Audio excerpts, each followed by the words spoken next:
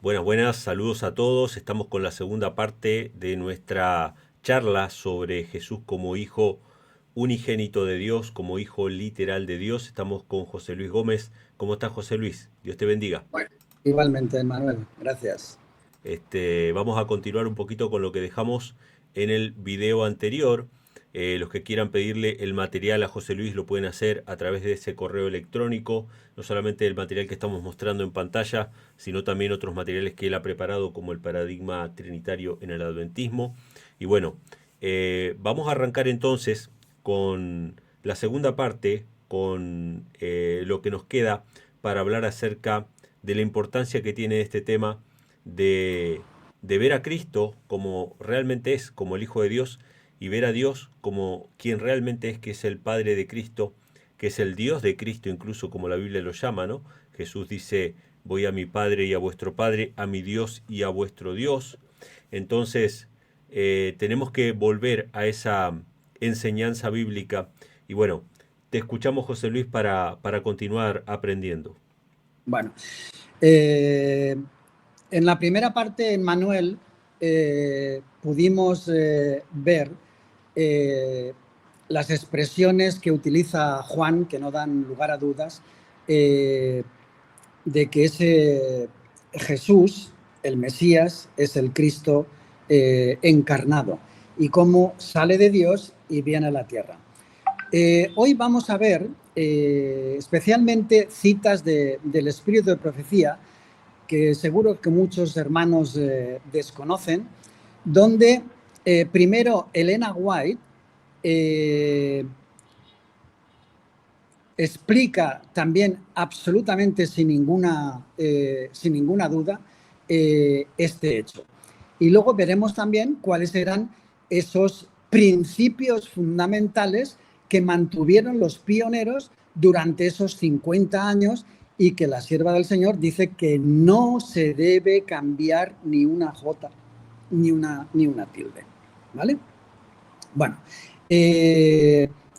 yo sé que vas a ir pasando las citas, así es que iré leyendo y haciendo algún pequeño comentario, ¿no? Para no alargarnos demasiado.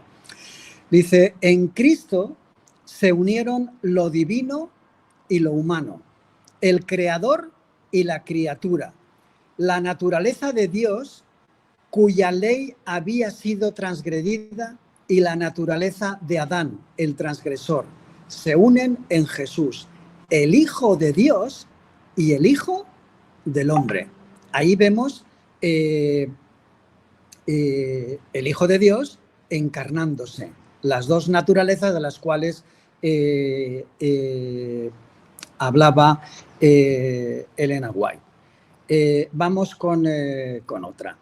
Fue el Hijo unigénito de Dios quien descendió, ahí sería Erchomai, ¿vale? Se entregó por nosotros, dejando atrás su esplendor, su majestad, su alto mando, y revistiendo su divinidad, esa naturaleza divina, de humanidad, para que la humanidad pudiera tocar a la humanidad y la divinidad se aferrara a la divinidad, vino a esta tierra y por nosotros sufrió la muerte en la cruz.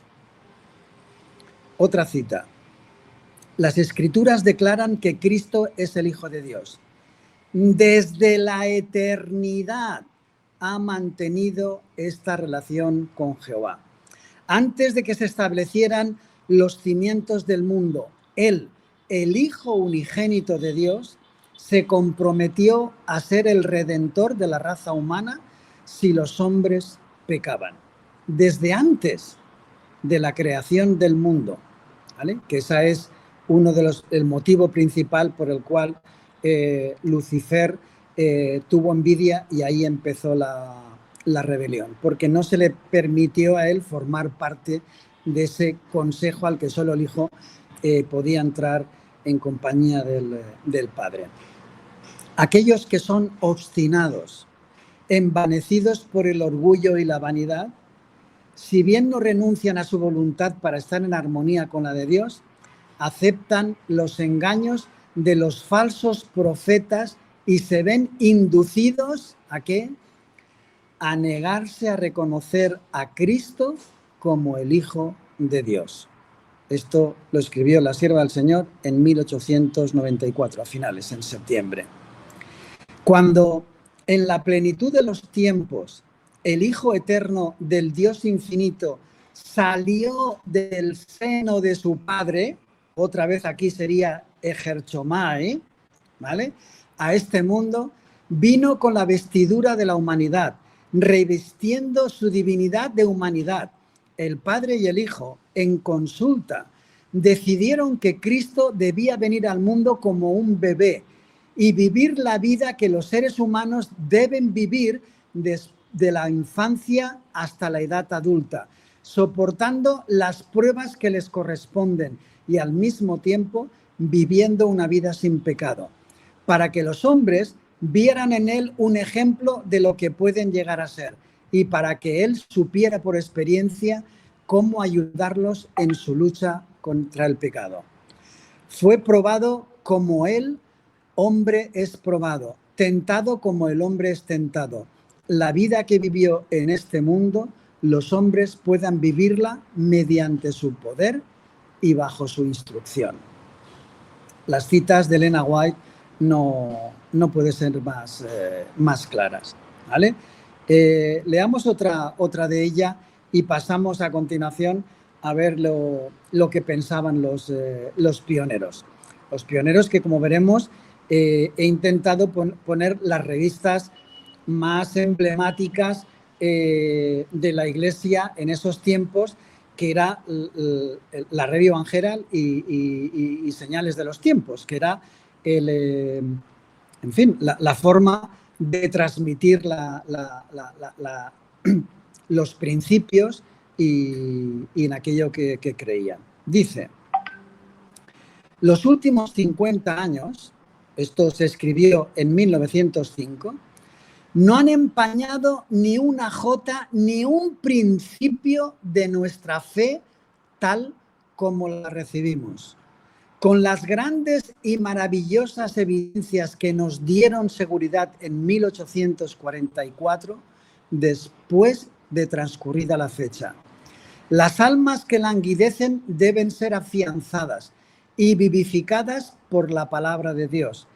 Ni una sola palabra ha sido cambiada o anulada. Lo que el Espíritu Santo testificó que era la verdad después de transcurrida la fecha del gran chasco es el fundamento sólido de la verdad. Fueron revelados los pilares de la verdad y aceptamos los principios fundamentales que han hecho de nosotros lo que somos, adventistas del séptimo día, los que guardan los mandamientos de Dios y tienen la fe de Jesús. Insisto en que esto fue escrito por la sierva del Señor en 1905. Es decir, habían pasado esos 50 años, ¿vale? Y tal y como expresaba George Knight al principio de la primera presentación sobre este tema, hoy en día no podrían abrazar la fe adventista sencillamente porque no creían en lo que hoy nos dicen creer, ¿vale? Vamos a leer algunas declaraciones, las he ordenado por años, de los pioneros, ¿vale? Esta, por ejemplo, es de la Review and Herald, y había una especie de estudios bíblicos donde la gente hacía preguntas y los hermanos le respondían a través de la Review and Herald, ¿no? Esta concretamente dice la pregunta 96, esto es en abril de 1883. La pregunta dice: ¿podrían por favor compartirme las escrituras que claramente afirman que Cristo es un ser creado? Respuesta: se equivoca al suponer que los adventistas del séptimo día enseñan que Cristo fue creado. Creen, por el contrario, que fue engendrado por el Padre y que puede ser llamado Dios y adorado como tal. Creen también que el mundo y todo lo que existe fue creado por Cristo en conjunción con el Padre. Sin embargo, creen que en algún momento de las eras eternas del pasado, hubo un momento en el que Cristo llegó a existir. Piensan que es necesario que Dios precediera a Cristo en su ser, para que Cristo pudiera haber sido engendrado por él y mantener con él la relación de hijo. Se adhieren a la personalidad distinta del Padre y del Hijo. Y fíjate, Emmanuel, lo que dice a continuación: rechazando como absurda la característica del trinitarismo, que insiste en que Dios, Cristo y el Espíritu Santo son tres personas y, sin embargo, una sola. Aquí volvemos a hacer lo mismo. Aquí ya tendríamos que cerrar la presentación, ¿vale? Los pioneros, en una especie de estudio bíblico, dicen claramente que nada, que ellos no creen que Cristo fuera creado. Todo lo contrario, fue engendrado. Y fue engendrado por el Padre en la eternidad. Pero que hubo un momento en que salió del Padre, que vino a la existencia. Y como además es nuestro creador, también se le puede llamar, se le puede no, es nuestro Dios también y es nuestro creador, ¿no? Dice, termino la frase: los adventistas del séptimo día sostienen que Dios y Cristo son uno en el sentido de que Cristo oró para que sus discípulos fueran uno. Es decir, uno en espíritu, en propósito y labor. Véase, Principios fundamentales de los adventistas del séptimo día, publicado en esta oficina. Sí, no sé si querías hacer algún comentario, Manuel. Sí, básicamente para reafirmar a los hermanos que están escuchando, no sé si ahí se escucha un poquito de eco. No, para reafirmar a los hermanos que están escuchando que esta cita, aunque no la escribe Elena G. de White, es una cita en referencia a lo que creían los adventistas y a lo que Elena G. de White llama los principios fundamentales que no debían cambiarse. Es decir, ahí dice, véase los principios fundamentales. O sea, está citando lo que creían los pioneros según los principios fundamentales, y aparte dice que era necesario que Dios precediera a Cristo para mantener esa relación de padre e hijo que nosotros podemos ver en las Escrituras.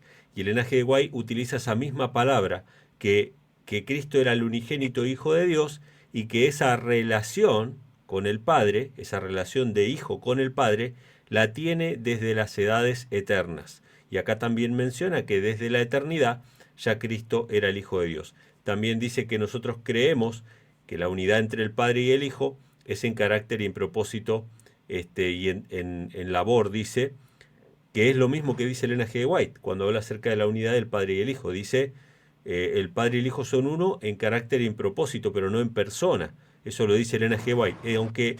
Aunque esta cita no la escribió Elena G. de White, está citando exactamente todo lo que creía Elena G. de White y estaba plasmado en los principios fundamentales de los adventistas.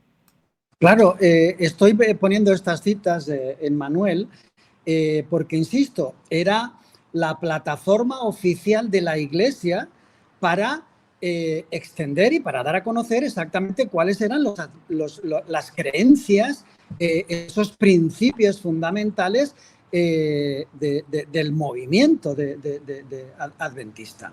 Que además, insisto una vez más, en ese capítulo 24 del libro primero de Mensajes Selectos, ella explica cómo se unían después del gran chasco, un pequeño grupo se unía en oración por las tardes continuaban por la noche. Había veces que invertían toda la noche orando y estudiando las Escrituras, y cuando ya no podían más, que no acababan de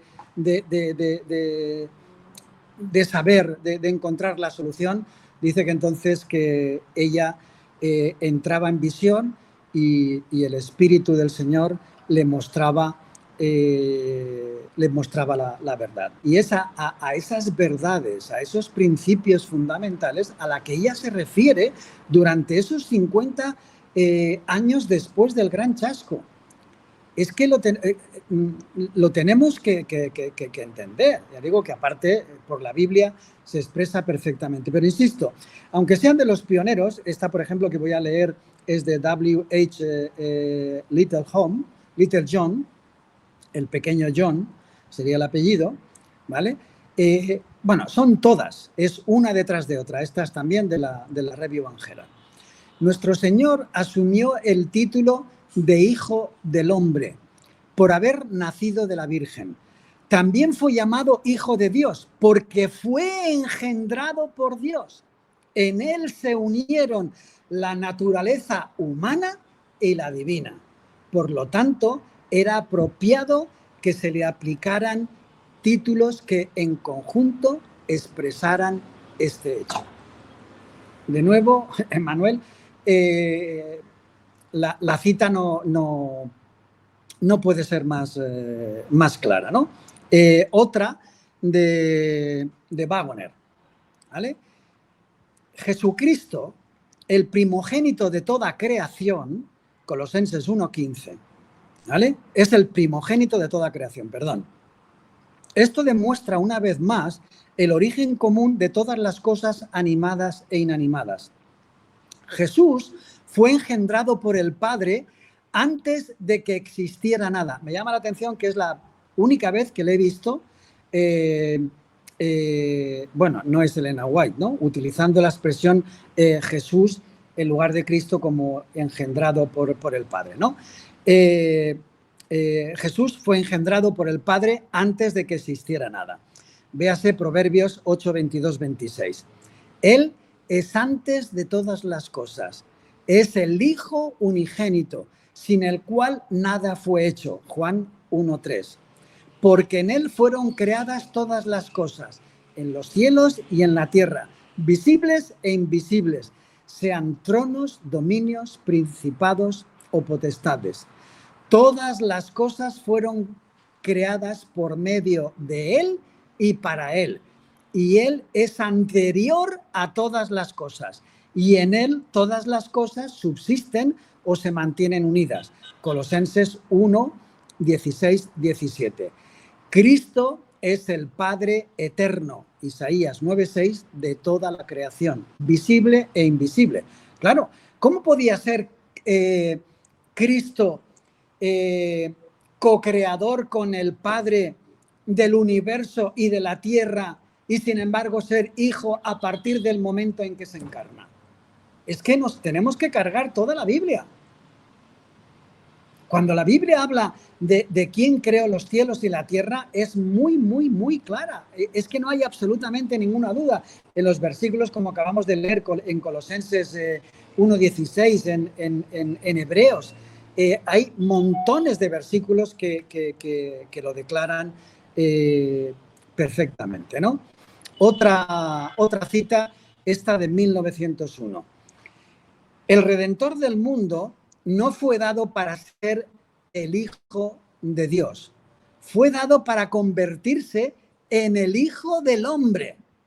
El don que Dios dio de su amado Hijo al hombre caído fue un don real, no una fantasía. Dios realmente entregó a su Hijo unigénito. Cristo fue el único de su especie en el universo. Sin duda, todos los ángeles eran hijos de Dios, pero Cristo fue el Hijo unigénito del Padre. Evidentemente, en Manuel, cuando uno lee el espíritu de profecía y lo que creían los pioneros, Es que para mantener las creencias actuales tienen que dejar de creer en el espíritu de profecía. Es que no hay absolutamente ninguna otra posibilidad. Y sabemos, como lo dijo ella, lo anticipó, que en los últimos tiempos, evidentemente, sería atacado y desprestigiado porque con esos escrito está, es imposible llegar a otra conclusión. Vamos con otro Haskell, gran querido por Elena White. Consideremos algunos de los pensamientos principales de los capítulos anteriores. El primer capítulo presenta a Cristo, su carácter y su posición. Él es el resplandor de la gloria del Padre y la imagen misma de su persona. Sustenta todas las cosas con la palabra de su poder. Él es superior y mucho más exaltado que los ángeles, pues heredó un nombre más excelso que ellos. Él es el Hijo de Dios y por lo tanto heredó todo nombre que se aplica a Dios. Creo recordar que es en Éxodo capítulo 23, versículo 20 o 21, donde dice que efectivamente porque en Él está mi nombre. Y hay en otra cita donde dice Jehová is the name given to Christ. Jehová es el nombre dado a Cristo. No hay absolutamente ninguna duda, ¿no? Leo la frase completa.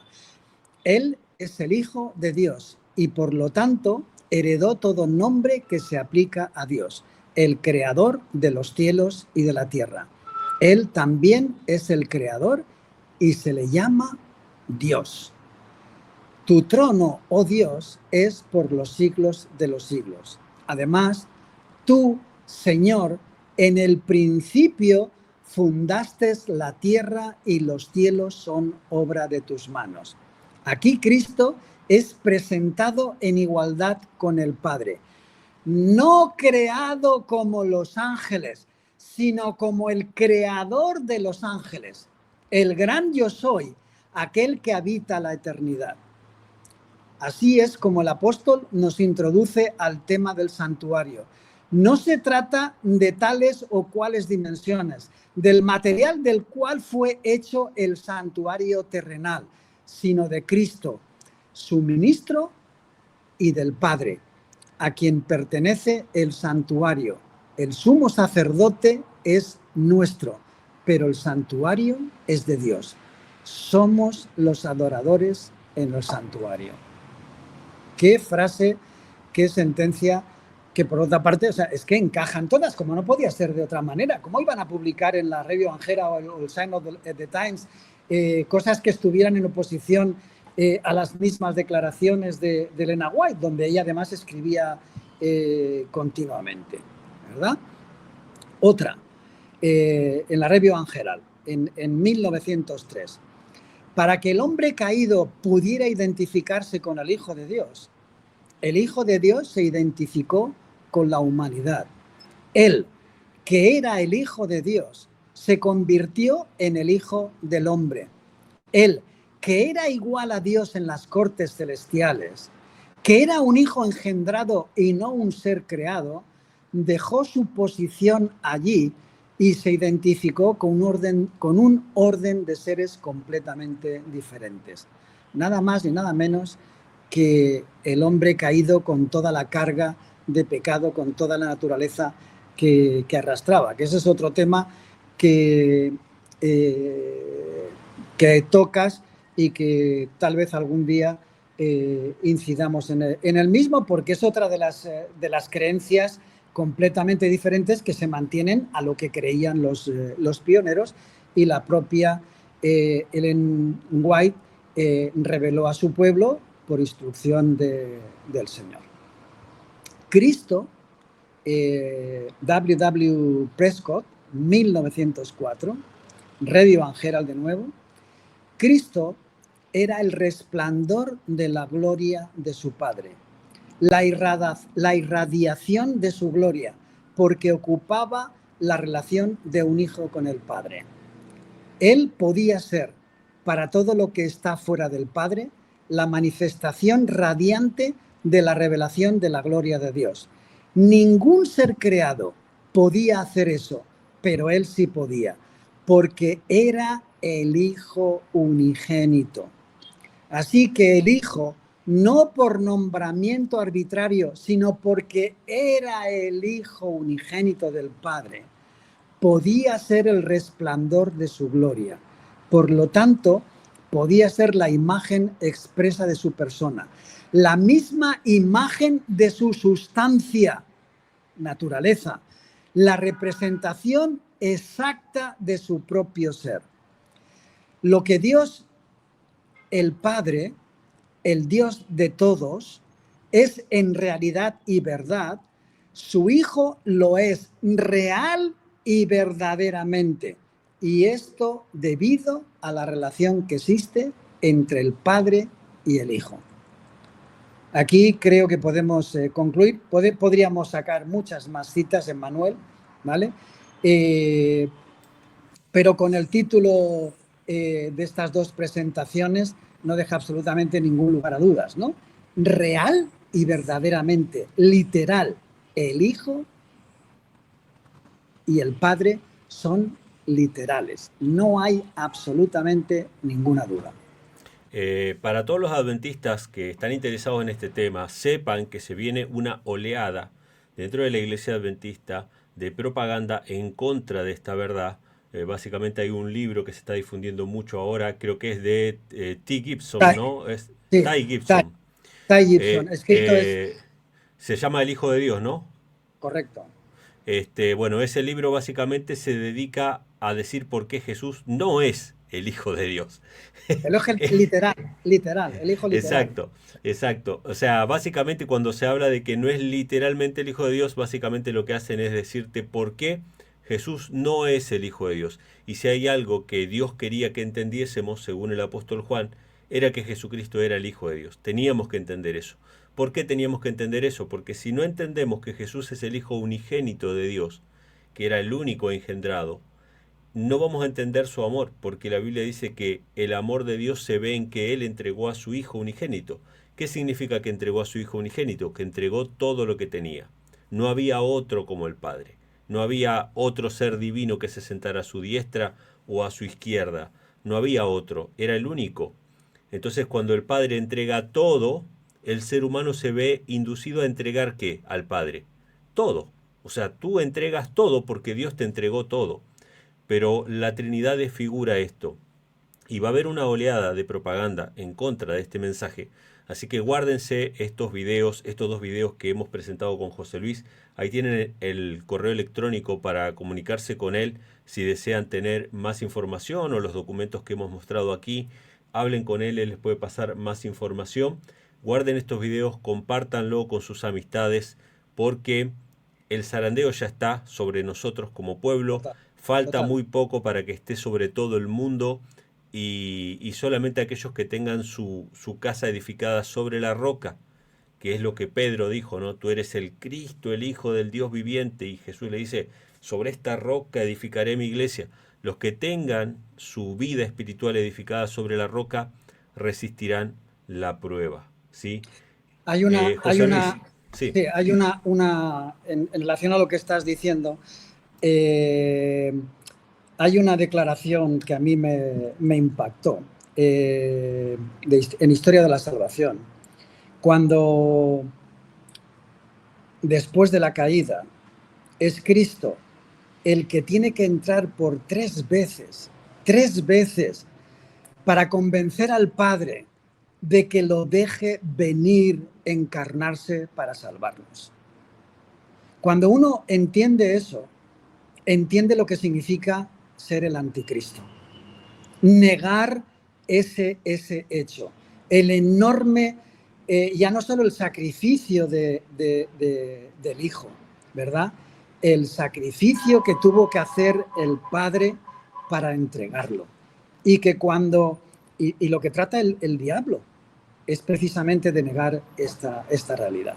Y en esto, dice Juan 17:3, consiste la vida eterna, que te conozcan a ti, el único Dios como Padre verdadero, y a Jesucristo, a Jesús el Cristo, las versiones antiguas, y a Jesús el Cristo, a quien tú has enviado. Amén, así es. Muchas gracias, José Luis, gracias por brindarnos este tiempo de compartir con cada uno de los hermanos. Esperamos verte nuevamente por aquí dentro de poco en el canal. ¿Sí? Gracias a todos los hermanos también ahí que nos sintonizan y que se quedaron hasta el final. Un abrazo para todos. Un abrazo, Emmanuel.